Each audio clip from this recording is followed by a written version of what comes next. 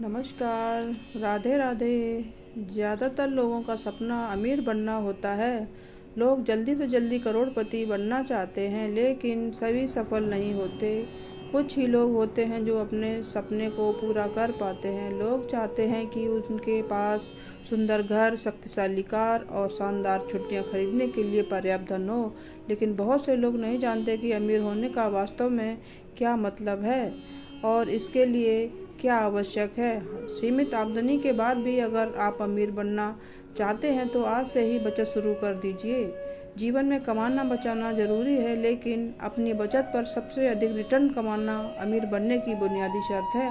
आइए जानते हैं अमीर बनने के सबसे महत्वपूर्ण मंत्र। अपने कौशल का उपयोग अपना बिजनेस खड़ा करने में करें। किसी एक चीज़ को किसी से बेहतर करने को अपना लक्ष्य बनाएं। उस पर काम करें, उसे सीखें, अभ्यास करें, उसका मूल्यांकन करें और उसे परिष्कृत करें।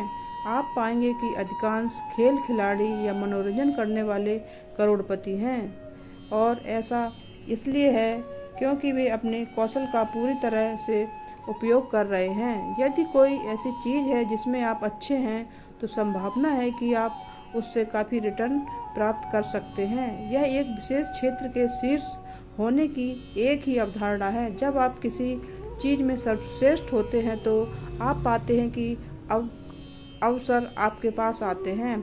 किसी चीज़ का विशेषज्ञ बनने के लिए यह महत्वपूर्ण है कि कभी भी सुधार करना बंद ना करें। सफल लोग खुद को बेहतर बनाने में समय, ऊर्जा और पैसा लगाते हैं, और यह आपके लिए अब तक का सबसे फायदेमंद निवेश हो सकता है। आरंभ करने के लिए पता करें कि आप किस कौशल को विकसित करना चाहते हैं। उस एक चीज़ पर दुनिया के 10 सर्वश्रेष्ठ लोगों की सूची बनाएं और इस सूची का उपयोग मानदंड को परिभाषित करने और सर्वश्रेष्ठ बनने की दिशा में अपनी प्रगति को ट्रैक करने के लिए करें। अगर किसी ने 25 साल की उम्र में शुरुआत कर दी तो सिर्फ 1 लाख रुपए सालाना का निवेश उसे 60 साल की उम्र में 5 करोड़ रुपए का मालिक बना देगा। इसके लिए 12% सालाना रिटर्न का अनुमान लगाया गया है। अगर निवेश शुरू करने में 10 साल की देर हो जाए तो इतनी ही संपत्ति जुटाने के लिए सालाना निवेश 3.5 लाख रुपए करना पड़ेगा। अगर आप 45 साल की उम्र में बचत शुरू करें तो अगले 15 साल में 5 करोड़ जुटाने के लिए आपको सालाना 12 लाख रुपए का निवेश करना होगा। खर्च में साझेदारी। क्रेडिट या डेबिट कार्ड का बहुत अधिक इस्तेमाल ना करें। जब बोनस मिले तो इसे भी एक सैलरी की तरह मानकर खर्च और बचत करें। बचत बढ़ाएं। क्यों जरूरी है? सालाना बचत की रकम बढ़ाते रहने से आप अपने वित्तीय लक्ष्य को जल्द प्राप्त कर सकेंगे। इसकी मदद से आप बड़े लक्ष्य को भी आसानी से प्राप्त कर पाएंगे। अगर आप बचत में वृद्धि नहीं कर पाएंगे तो महंगाई की वजह से आपकी बचत में असल बढ़ोतरी नहीं होगी। स्टेप अप सिर्फ आपकी ज़रूरत और लचीलेपन की हिसाब से होती है।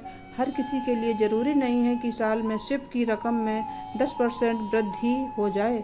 इस हिसाब से आप चाहें तो 5% वृद्धि ही कर सकते हैं। सही जगह निवेश करें। अपनी बचत का निवेश सही जगह पर करेंगे तो आपको बेहतरीन रिटर्न कमाने में मदद मिलेगी। नुकसान का डर बहुत से लोगों में लाभ की खुशी से अधिक असर डालता है। आपको इस डर से बाहर निकलना होगा। साधारण तरीका अपनाएं। पोर्टफोलियो को बहुत सामान्य रखें। बहुत से निवेश उत्पाद लेकर अपना पोर्टफोलियो कॉम्प्लेक्स नहीं बनाएं। कई निवेशक रिटर्न को लेकर बड़ी उम्मीद पालने की गलती करते हैं। ऐतिहासिक रिटर्न को देखते हुए ही उम्मीद लगाएं। ऑटो इन्वेस्ट करें। निवेश के अनुशासन को बनाए रखना जरूरी है। लंबी अवधि के शिफ्ट शुरू करें। नियमित अंतराल पर पोर्टफोलियो की समीक्षा करें। फंड का उपयोग दूसरे काम में नहीं करें। निवेश को लक्ष्य से लिंक करें। किसी एक लक्ष्य के लिए किए जा रहे निवेश से दूसरा काम नहीं करें। इससे आपको फंड समय से पहले निकालने की ज़रूरत पड़ेगी और निवेश सही तरीके से नहीं बढ़ पाएगा।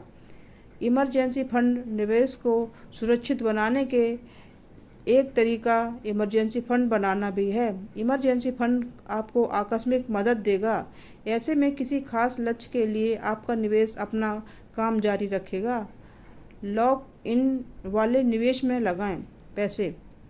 निवेश को सुरक्षित रखने का एक तरीका यह भी है कि आप उसे लॉक इन वाले विकल्पों में लगाएं। एक तो इनमें समय से पहले निवेश भुनाने की सुविधा नहीं होती और अगर किसी वजह से हो भी तो काफ़ी नुकसान उठाना पड़ता है।